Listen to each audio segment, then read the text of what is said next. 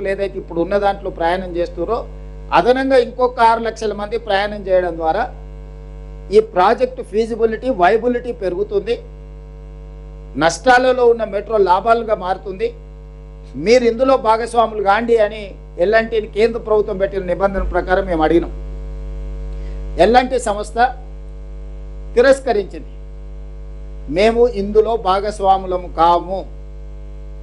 మేము 2009లో చేసిన ఒప్పందం ప్రకారం 15,000 కోట్ల రూపాయలతోని 2017 లోపల నిర్మాణం పూర్తి చేసి ఉంటే మేము లాభాలలో ఉండేవాళ్ళము. గత ప్రభుత్వం 3 సంవత్సరాలను పనులను స్తంభింపచేయడం వల్ల 7,000 కోట్ల రూపాయల నష్టం వచ్చి ఈరోజు మాకు ప్రయాణికుల నుంచి సంవత్సరానికి 1,100 కోట్ల రూపాయలు వసూలైతే 450 నుంచి 500 కోట్ల రూపాయలు ఈ మెట్రో నిర్వహణకు జీతభత్యాలు నిర్వహణ కోసమే ఖర్చు అవుతున్నాయి. మాకు ఇంకొక 500 కోట్ల రూపాయలు మిగులుతున్నాయి. కానీ మేము తెచ్చిన అప్పులకు 13,600 కోట్ల రూపాయలు మేము తెచ్చిన అప్పులకు సంవత్సరానికి మేము 900 కోట్ల రూపాయలు కట్టాల్సి వస్తుంది. దాంతో మాకు ప్రతి సంవత్సరం మా సంస్థకు 350 నుంచి 400 కోట్ల రూపాయలు ఇప్పుడు నష్టాలలో ఉన్నాము. మేము సొంతంగా పెట్టిన ఈక్విటీ కూడా 22,000 కోట్ల రూపాయలు అప్పులు నగదు, 7,000 కోట్ల రూపాయలు నిర్వహణలో మొత్తం 30,000 కోట్ల రూపాయల ఆస్తిని మేము సృష్టించినాం. ఈరోజు మాకు ప్రతి సంవత్సరం 400 కోట్ల రూపాయల నష్టం వస్తుంది మెట్రో నిర్వహణ. కాబట్టి మేము ఫేజ్ 2 మాకున్న చేదు అనుభవాల దృష్ట్యా ఫేజ్ 2లో మేము భాగస్వాములం కాము అని స్పష్టంగా చెప్పిండ్రు.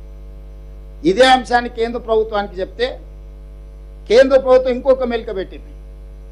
కనీసం వాళ్ళని ఫేజ్ 2 విస్తరించుకోవడానికి సీమ్లెస్గా ప్రయాణం చేయడానికి వాళ్ళతోని ఖచ్చితమైన ఒప్పందం తీసుకొని రండి, అప్పుడు మీకు ఫేజ్ 2కి మేము అనుమతులు ఇవ్వడానికి అవకాశం ఉంటుందని రెండోసారి తిరకాసు పెట్టారు. మళ్ళీ ఎల్ఎన్టీని సంప్రదించినాం. మేము ఆ డెఫినెటివ్ అగ్రిమెంట్ కూడా మేము చెయ్యము.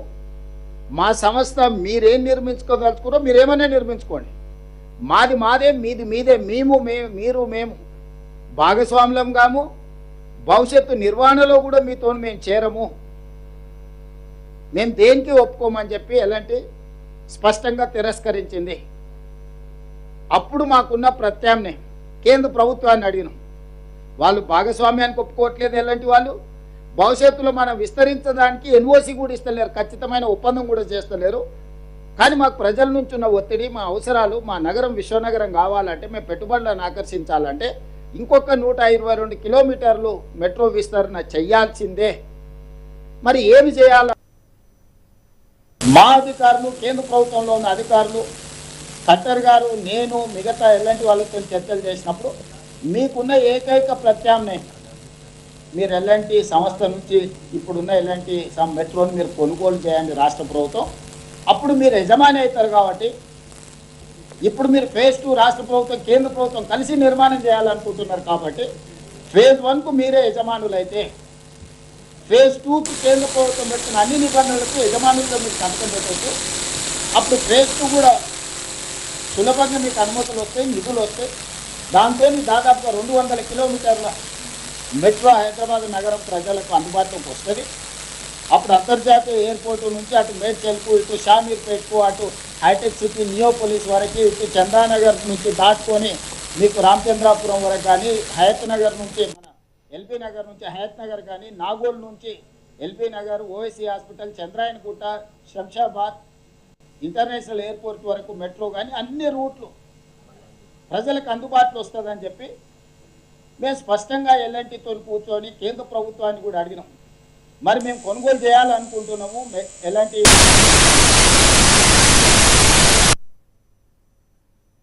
అందులో భాగస్వామ్యం చేయండి అని అంటే కేంద్ర ప్రభుత్వానికి మేము లేఖ రాసినాం. మీరు ఎవరి పేరు ఇస్తారో ఇవ్వండి అని. ఉత్తరప్రదేశ్ మెట్రో, ఉత్తరప్రదేశ్ రాష్ట్రంలో నిర్వహిస్తున్న మెట్రో ఎండీని సుశీల్ కుమార్ని తెలంగాణ రాష్ట్రం ఎల్ఎన్టీ నుంచి కొనుగోలు చేయాలనుకున్నది అంటే కేంద్ర ప్రభుత్వం తరఫున సర్టిఫికేట్ పెట్టింది కేంద్ర ప్రభుత్వం. All these are official documents. 30,000 కోట్ల రూపాయల ఎల్ఎన్టీ ఆస్తిని 15,000 కోట్ల రూపాయలకే రాష్ట్ర ప్రభుత్వం కొనుగోలు చేసింది.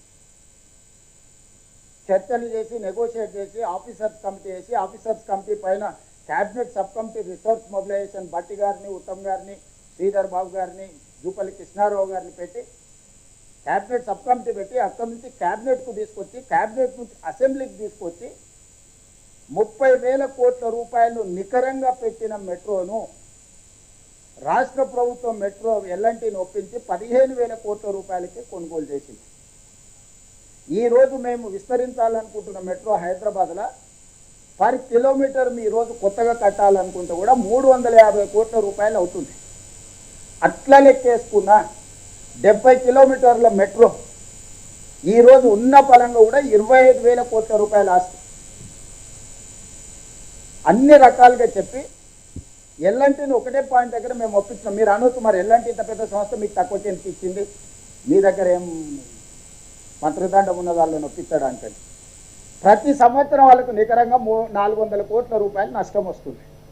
నేను చెప్పిన 20 సంవత్సరాలు ఇట్లనే మీ దగ్గర ఉంటే సంవత్సరానికి 400-500 కోట్ల రూపాయలు ఇట్లనే మీ నష్టం భరిస్తే మీ కంపెనీ మళ్ళీ ఒక 10,000 కోట్లు 20,000 కోట్లు మీరు నిండా ముందుతారు.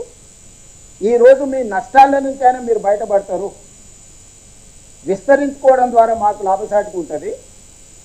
మేము ప్రజల కోసం నిర్వహించాల్సిన అవసరం మాకు ఉన్నది, ఎల్ఎన్టీకి లేకపోవచ్చు. మీకు రుణ విముక్తులు అవుతారు. 13,600 కోట్లు బ్యాంకులలో వాళ్ళకి అప్పు ఉంది. దీని మీద ఆ అప్పు మీరు